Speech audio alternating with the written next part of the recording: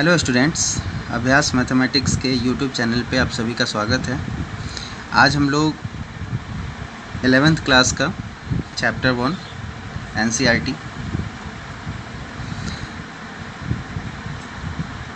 Exercise 1.1 का आज video है और चैप्टर है सेट्स। बहुत इम्पॉर्टेंट चैप्टर है ये क्लास 11th और क्लास 12th दोनों के लिए। और आगे आप 12th क्लास में जाइएगा या फिर अब 11th क्लास के जो सेकंड एक्सरसाइज है रिलेशन एंड फंक्शन, उसमें भी बहुत ज़रूरी एक्सरसाइज है ये रिलेशन एंड फंक्शन के लिए भी। तो चलिए स्टार्ट करते हैं। एक्सरसाइज 1.1 का फर्स्ट क्वेश्चन है। फर्स्ट क्वेश्चन है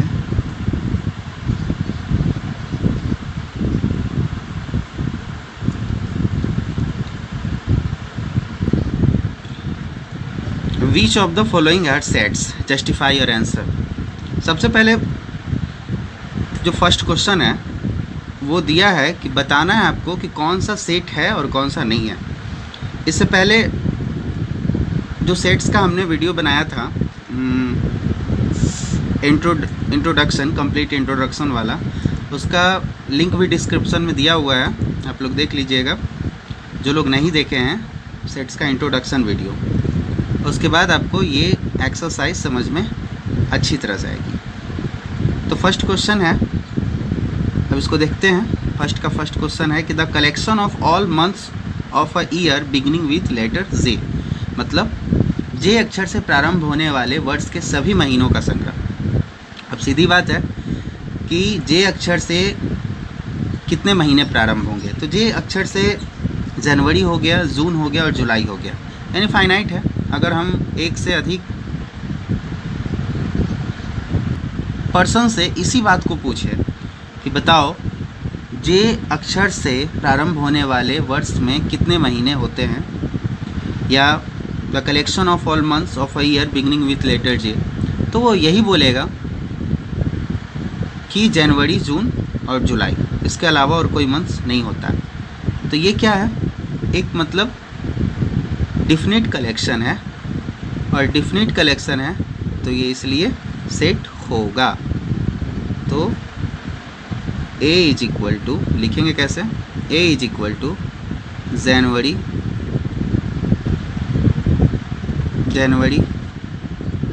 जून और जुलाई।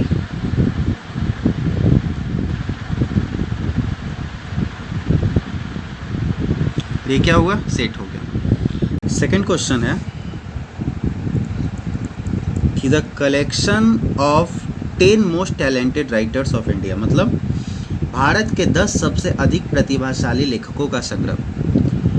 हम हिंदी इंग्लिश दोनों बताते हुए चल रहे हैं ताकि जो हिंदी वाले स्टूडेंट्स हैं वो भी समझ सकें और इंग्लिश वाले स्टूडेंट हैं वो भी समझ सकें। इसीलिए एक क्वेश्चन को हमको 2 बार बताना पड़ रहा है, हिंदी और इंग्लिश दोनों में। तो क्या होगा, B is equal to set of. अब सीधी बात है सर कि अगर हम अलग अलग पर्सन से इस स्टेटमेंट को पूछे कि the collection of 10 most talented writers of India, तो सब लोग अलग अलग जवाब देगा। अगर 10 का कलेक्शन अगर लेना है तो सब लोग 10 का कलेक्शन अलग अलग देगा। अगर कोई एक पर्सन है A, कोई पर्सन है B, तो अगर हम दोनों से अगर इस बात को पूछें तो दोनों अलग अलग बताएगा। तो इसलिए क्या है, ये डिफिनिट कलेक्शन नहीं है, वेल डिफाइंड कलेक्शन नहीं है, और जो वेल डिफाइंड कलेक्शन नहीं है तो ये सेट नहीं है, सीधी बात। तो हम लोग क्या लिख देंगे यहाँ पे, नॉट सेट। क्यों नॉट सेट लिखेंगे, क्योंकि ये वेल डिफाइंड कलेक्शन नहीं हुआ, और यहाँ पे लिख देते हैं सेट। चलिए ठीक है। नेक्स्ट है third question, a team of 11 best cricket batsman of the world,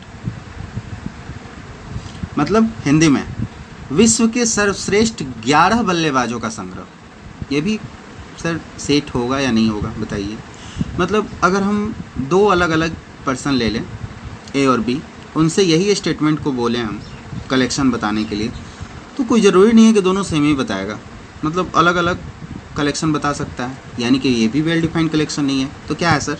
not set. तो लिखिए C is equal to not set. Very good, C भी हो गया नॉट सेट। अब क्वेश्चन 4 में आते हैं। क्वेश्चन 4 है कि the collection of all boy in your class, मतलब आपकी कक्षा के सभी बालकों का संग्रह। तो सही बात है, अगर एक कक्षा में कितने बालक हैं तो एक डिफिनिट कलेक्शन ही होगा। अगर हम जिससे भी पूछें अलग अलग पर्सन से तो सेम ही बताएगा कि अगर 10 स्टूडेंट है, 10 बॉयज़ है क्लास में, तो 10 ही बॉयज़ सब लोग बताएगा। ये इसका मतलब ये वेल डिफाइंड कलेक्शन है, तो ये सेट होगा। ठीक है, नेक्स्ट 5 है the collection of all natural number less than 100। ये भी सही है, 100 से कम सभी प्राकृतिक संख्याओं का संग्रह, तो ये भी सेट होगा, वेल डिफाइंड कलेक्शन है, तो इज सेट। 6 है a collection of novels written by the writers Munshi Premchand, मतलब लेखक मुंशी प्रेमचंद द्वारा लिखित उपन्यासों का संग्रह। यानी कि सर लेखक प्रेमचंद जो थे वो एक डिफिनिट कलेक्शन में ही लिखे होंगे, और अगर हम जिससे भी पूछें अलग अलग पर्सन से, डिफरेंट पर्सन से, तो वो सेम ही कलेक्शन बताएगा। मतलब मान लीजिए कि अगर वो 40 नॉवेल लिखे होंगे तो 40 नॉवेल ही बताएगा, कोई 41 नहीं बताएगा। तो इसलिए ये भी एक डिफिनिट कलेक्शन है, तो ये भी एक सेट होगा। ठीक है, फिर 7 है the collection of all even integers. Even integers का कलेक्शन बताना है, तो हाँ ये भी सेट होगा, क्योंकि ये डिफिनिट कलेक्शन है, ये भी डिफिनिट कलेक्शन है। अगर हम अदर पर्सन से, डिफरेंट पर्सन से अगर इस स्टेटमेंट को पूछे तो वो सेम ही चीज़ बताएगा, तो ये भी एक सेट होगा।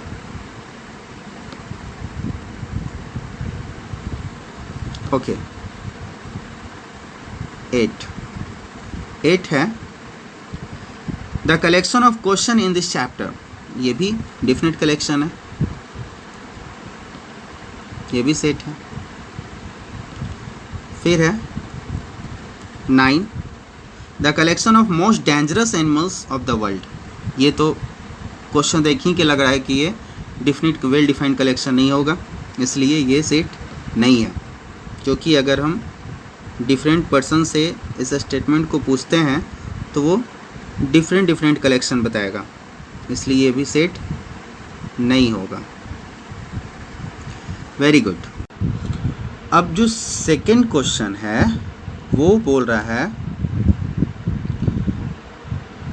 कि let A is equal to set of 1 2 3 4 5 6। इसको लिख देते हैं, A is equal to set of 1, 2, 3, 4, 5, 6। अब उसके बाद बोल रहा है कि इसमें कुछ फिल इन द ब्लैंक्स है, उसमें आपको एप्रोप्रिएट सिंबल्स फिल करना है। तो कौन कौन सा सिंबल है? ये सिंबल है, इसको हम लोग कहते हैं बिलोंग्स टू, या एलिमेंट भी बोला जाता है। और इसमें सेकंड सिंगल है, इसको कहा जाता है डजंट बिलोंग टू।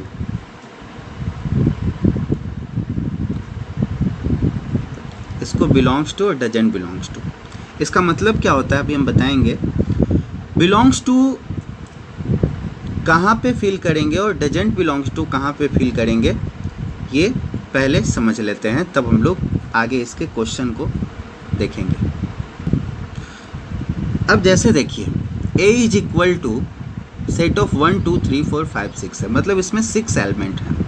अब अगर कहा जाए कि 5 इस सेट का एलिमेंट है, ए सेट का एलिमेंट है, तो हाँ है।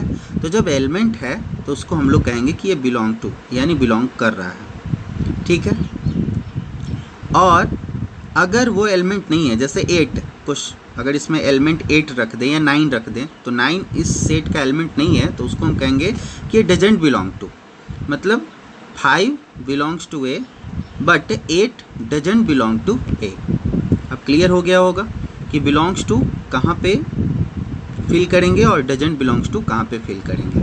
तो इसका जो फर्स्ट है वो है कि 5 और फिर डॉट डॉट डॉट ए, तो यहाँ पे क्या होगा, 5 ए का एलिमेंट है इसलिए यहाँ पे बिलोंग्स टू। सेकेंड है इसमें कि 8 फिर डॉट डॉट ए, तो 8 इस सेट में कहीं नहीं है इसलिए डजंट बिलोंग्स टू। क्या इसको रीड करेंगे कि 8 डजंट बिलोंग्स टू है, यहाँ पे 5 बिलोंग्स टू है। क्लियर है? बाकी तो आपसे 3, 4, 5, 6 अपने से कर ही लीजिएगा इसका। चलिए ठीक है, नेक्स्ट क्वेश्चन पे आते हैं। क्वेश्चन नंबर थर्ड क्या कह रहा है? थर्ड क्वेश्चन है कि right the following set in the roster form. Roster form और सेट बिल्डर फॉर्म जो होते हैं वो रिप्रेजेंटेशन ऑफ सेट होते हैं। रिप्रेजेंटेशन ऑफ सेट का वीडियो बना हुआ है, डिस्क्रिप्शन में दिया हुआ है उसका लिंक, वो आप लोग देख लीजिएगा कि रोस्टर फॉर्म और सेट बिल्डर फॉर्म होता क्या है। अब रोस्टर फॉर्म में इस सेट्स को रिप्रेजेंट करना है। थर्ड नंबर क्वेश्चन, तो चलिए थर्ड का जो फर्स्ट है वो क्या बोल रहा है, पहले यहाँ लिख देते हैं, right in roster form. Roster form को एक और नाम से जाना जाता है, टैबुलर फॉर्म के नाम से, और हिंदी में इसको कहा जाता है सारणीबद्ध रूप, या फिर आप इसको कह सकते हैं रोस्टर रूप हिंदी में। तो इसका फर्स्ट है क्वेश्चन, फर्स्ट क्वेश्चन है कि a is equal to set of x such that x is an integer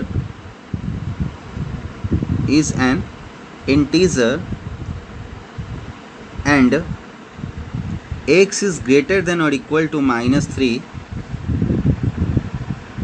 और लेस देन 7। अब इसका रोस्टर फॉर्म क्या होगा? ये तो हो गया set builder form. Roster form होगा सर इसका, अब क्या बोल रहा है कि x जो है वो एक इंटीजर है और साथ साथ ये भी बोला है कि x जो है वो -3 से ग्रेटर और इक्वल है और 7 से लेस है। तो x इंटीजर भी है और -3 से ग्रेटर और इक्वल है और 7 से लेस है। तो -3 से ग्रेटर है यानी कि -2, -1 और इक्वल भी है इसलिए -3 भी आ जाएगा। तो -3, -2, -1 फिर 0, 1, 2, 3, 4, 5 और 6, क्योंकि 7 से लेस भी बोला है इसलिए 6 तक। वेरी गुड, आगे देखते हैं इसका थर्ड का question number 2।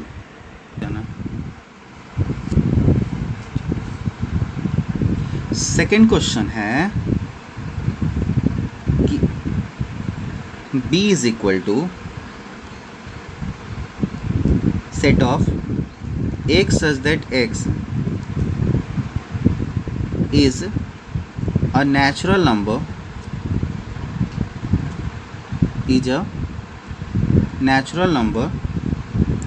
less than 6,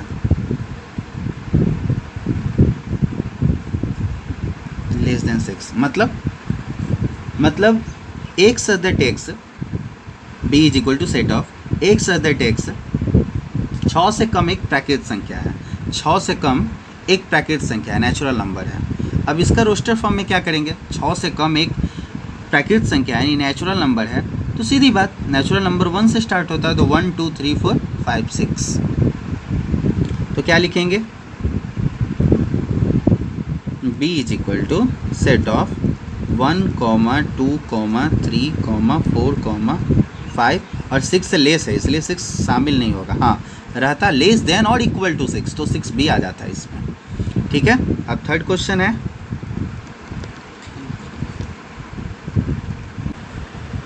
set of x such that x is a 2-digit number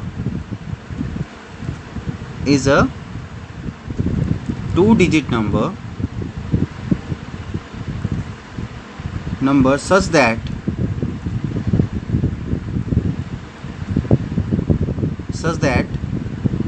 sum of digit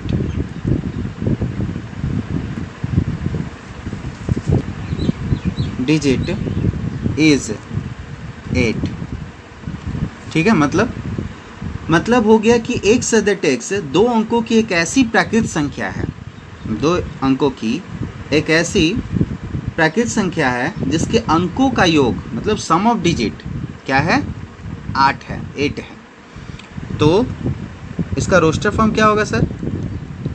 अब 2 डिजिट का नेचुरल नंबर है तो 2 डिजिट का सबसे लिस्ट जो नेचुरल नंबर होता है वो होता है 10 और ग्रेटर नंबर होता है 99, यानी कि 10 और 99 के बिटवीन ऐसा 2 डिजिट का नंबर बताना है जिसका सम ऑफ डिजिट यानी अंकों का योग 8 हो।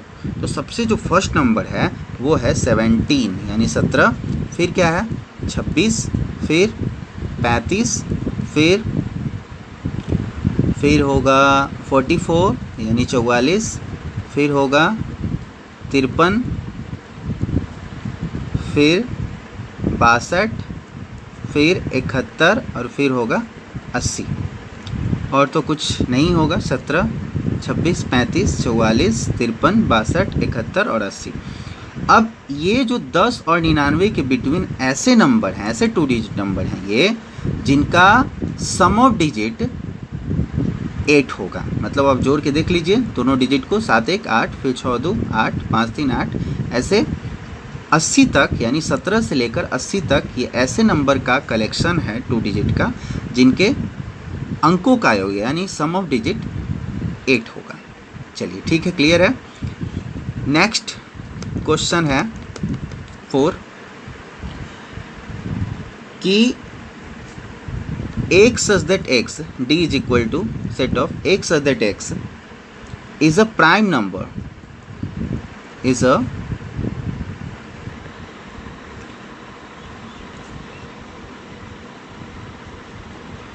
prime number which is divisor of 60, which is divisor of 60।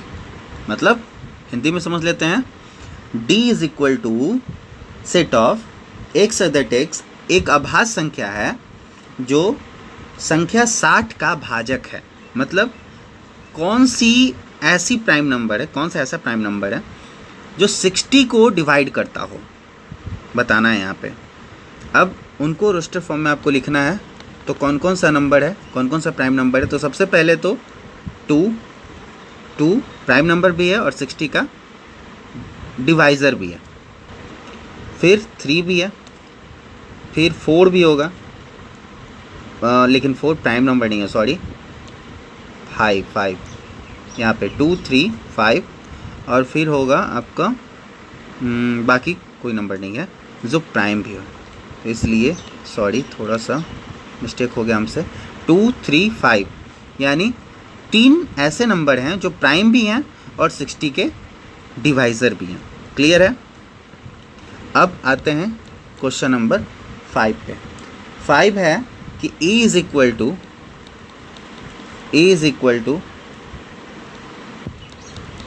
x other text are all letters of word trigonometry,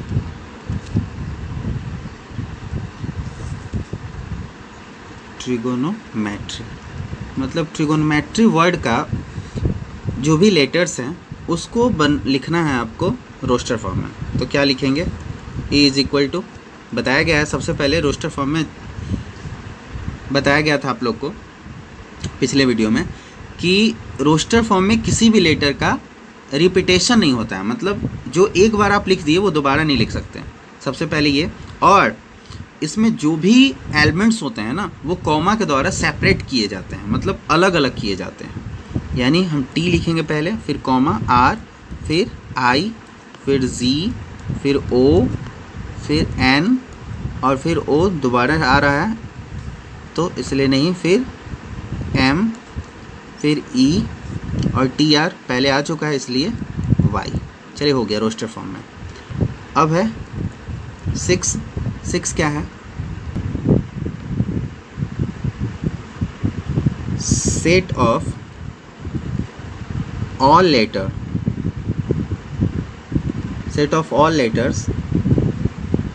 of word better, ये भी उसी प्रकार जैसे अभी क्वेश्चन लिखें बेटर, तो इसमें भी रोस्टर फॉर्म में लिखेंगे तो क्या लिखेंगे, मतलब बेटर शब्द के सभी लेटर्स का सेट, इसको रोस्टर फॉर्म में कैसे लिखेंगे, F is equal to set of, फिर B, E, T, R, क्योंकि B एक बार है, E दो बार हो गया है तो एक ही बार लिखेंगे, T भी दो बार है एक ही बार लिखेंगे, और R एक बार है तो एक ही बार लिखेंगे। इसमें रिपीटेशन नहीं होता है और सभी एलिमेंट्स को कॉमा के द्वारा सेपरेट करके लिखा जाता है। चलिए नेक्स्ट क्वेश्चन है, नेक्स्ट है क्वेश्चन नंबर 4। क्वेश्चन नंबर 4 है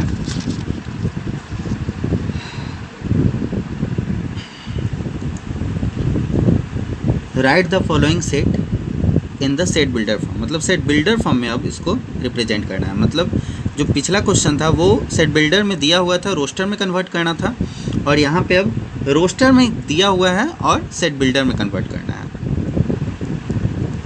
तो in the set builder form,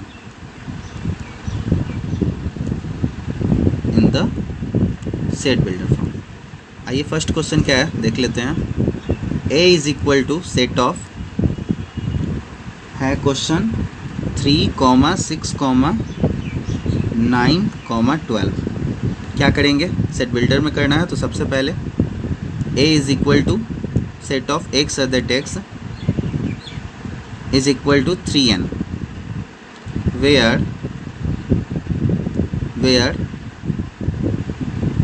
n is equal to 1, 2, 3, 4। ऐसा भी लिख सकते हैं, आप ऐसा भी लिख सकते थे कि n इज़ लेस देन 5 और n belongs to natural number, ऐसा भी लिख सकते थे आप।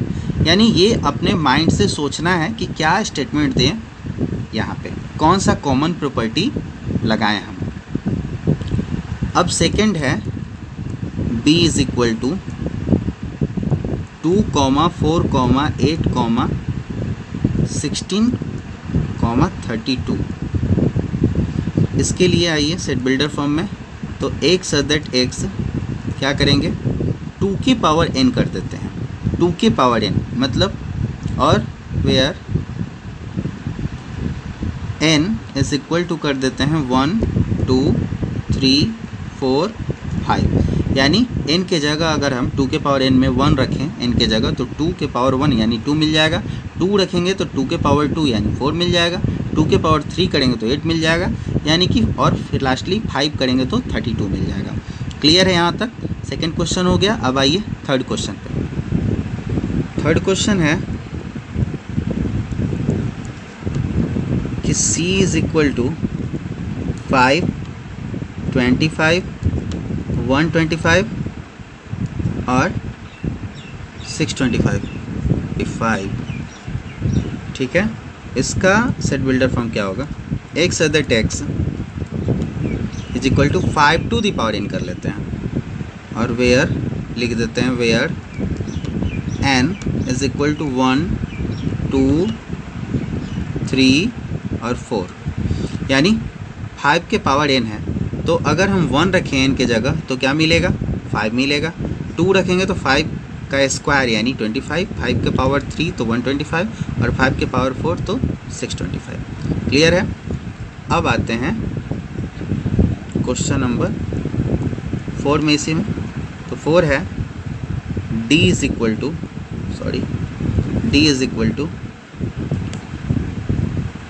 2, 4, 6 डॉट डॉट डॉट। ये तो बहुत आसान है क्वेश्चन, इसमें क्या करेंगे हम, d is equal to x other x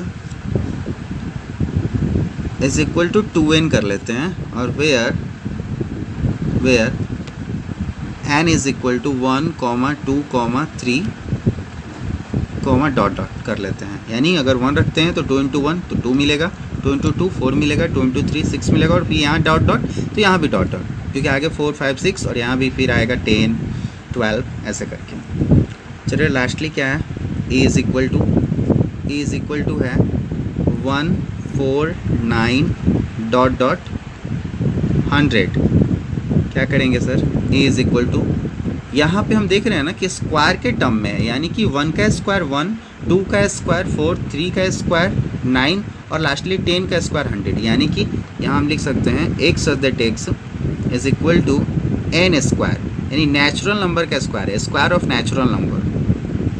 तो क्या करेंगे, n square where n is equal to 1, 2, 3 और डॉट डॉट 10 कर देते हैं। यानी कि n की जगह 1 रखते हैं तो 1 का स्क्वायर 1, 2 रखेंगे तो 2 का स्क्वायर 4, 3 रखेंगे तो 3 का स्क्वायर 9 और लास्टली 10 रखेंगे तो 10 का स्क्वायर 100 मिल जाएगा।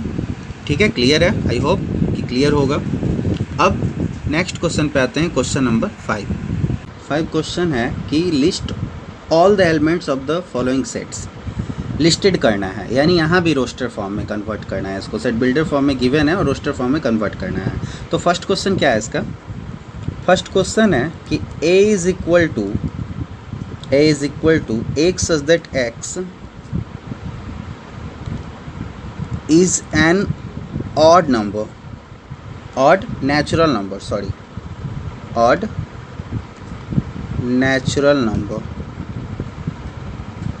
इसको रोस्टर फॉर्म में कन्वर्ट करना है। तो क्या करेंगे, a is equal to odd natural number है तो ऑड नेचुरल नंबर, ये नेचुरल भी होना चाहिए ऑड भी होना चाहिए। ऑड किसको कहते हैं, जो 2 से डिविजिबल ना हो। तो 1, 3, 5, 7 फिर 9 डॉट डॉट डॉट कर देते हैं। अब ये आगे तक इनफाइनाइट है। चलिए सेकंड क्वेश्चन है कि b is equal to set of x such that x is an integer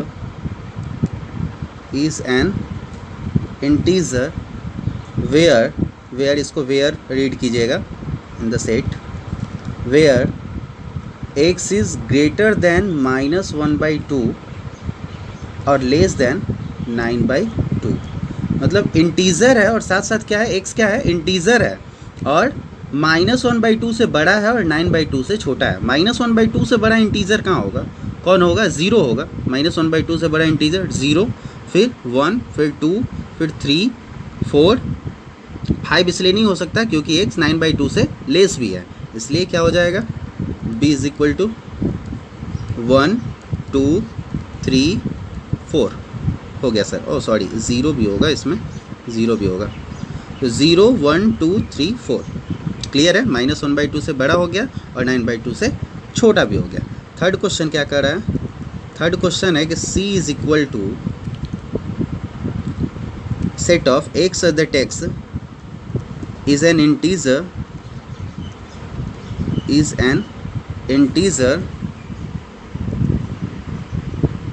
where x square is less than or equal to 4। सीधी बात सर, पहले इसको ना सॉल्व कर लेते हैं। x square is less than और इक्वल टू 4, इसको linear inequalities कहा जाता है। तो क्या हो जाएगा, x इज लेस देन और इक्वल टू हो जाएगा √4 और √4 का वैल्यू क्या होगा, +-2। इसका मतलब x लेस देन और इक्वल टू +-2। इसका मतलब ये हो गया कि x का जो वैल्यू है ना वो +2 और -2 के बिटवीन भी है और इक्वल भी है। तो क्या करेंगे, इसका रोस्टर फॉर्म में कन्वर्ट करने के लिए, यानी -2 के इक्वल भी x तो -2 भी आ जाएगा और फिर -2 से ग्रेटर यानी -1, फिर 0, फिर 1 और 2। इसका मतलब ये हुआ कि x का जो वैल्यू है वो -2 और +2 के बिटवीन भी है, यानी इक्वल भी है और इसके बिटवीन भी है, दोनों, यानी बिटवीन और इक्वल दोनों है। तो -2 से ग्रेटर और +2 से लेस और -2 और +2 2 भी होगा यहाँ पे, इसलिए c का वैल्यू सेट ऑफ -2, -1, 0 और 1 और 2। क्लियर है। Next question number 4, d is equal to set of x such that x is a later of word loyal, loyal, loyal word है, उसका लेटर है एक्स, तो क्या करेंगे सर, उसका रोस्टर फॉर्म में कन्वर्ट करना है, बहुत आसान है। यानी set of L comma O comma Y comma A. L 2 बार आया है इसलिए हम रोस्टर फॉर्म में 2 बार नहीं लिख सकते, 2 बार आए, 3 बार आए, 4 बार आए, मतलब रिपीटेशन अलाउड नहीं है रोस्टर फॉर्म में। चलिए 5 क्या बोल रहा है, 5 बोल रहा है E is equal to X such that X, X such that X is a letter, is a letter नहीं, is a month, is a month of a year, of a year not having 31 days। मतलब E X that X, E is equal to set of X that X वर्ष का एक ऐसा महीना है, वर्ष का एक ऐसा महीना है जिसमें 31 दिन नहीं होते हैं। तो 31 दिन नहीं होते हैं तो क्या क्या होगा, अब इसका हम रोस्टर फॉर्म में करेंगे तो क्या करेंगे, जो वैसे महीने का, वैसे मंथ का यहाँ पे कलेक्शन बनाना है, आपको सेट बनाना है जिसमें 31 डेज नहीं होते हैं, 31 दिन नहीं होते हैं। तो क्या क्या हो जाएगा सर, सबसे पहले तो फरवरी, क्योंकि ये 28 और 29 दिन का महीना होता है। फिर हो जाएगा अप्रैल, फिर जून, फिर सितंबर और फिर नवंबर। ये ऐसे मंथ्स हैं ईयर के जिनमें 31 डेज नहीं होते हैं। क्लियर है। फिर है नेक्स्ट 6 नंबर क्या है, f is equal to set of X that X is a consonant, is a consonant in the English alphabet, English alphabet which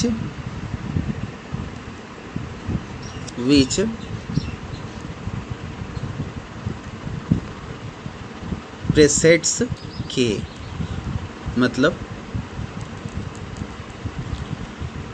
मतलब x such that x English alphabet का वैसा consonant है, मतलब एक consonant है यानी कि व्यंजन है जो के से पहले आता है, के लेटर से पहले आता हो। तो के लेटर से पहले आने वाले इंग्लिश अल्फ़ाबेट के कौन कौन से कॉन्सोनेंट है, तो सबसे पहले तो बी हो जाएगा, ए कॉन्सोनेंट नहीं है सर, ए वोवेल है इसलिए ए नहीं लेंगे हम लोग। बी हो गया, सी हो गया, फिर डी हो जाएगा, फिर ई नहीं होगा क्योंकि ई वोवेल है, एफ, फिर जी, फिर एच, आई नहीं होगा, और जे, के से पहले लेना है इसलिए जे तक। क्लियर है।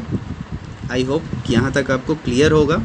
अब आते हैं लास्ट क्वेश्चन है इस एक्सरसाइज का, क्वेश्चन नंबर 6 नंबर क्वेश्चन है कि match each of the set on the left in the roster form.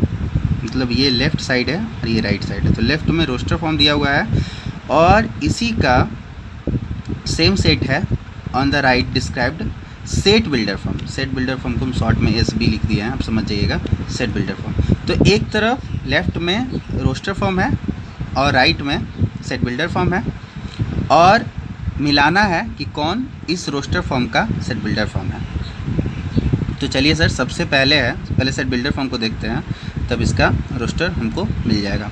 सबसे फर्स्ट क्वेश्चन है ए का, x such that X is a prime number. Prime number है and A divisor of 6। 6 का divisor भी और prime भी है। तो सर 6 का डिवाइजर सबसे पहले देख लेते हैं। तो 6 का डिवाइजर है 1, फिर है 2, फिर है 3 और फिर है इटसेल्फ 6, यानी 6 खुद भी है।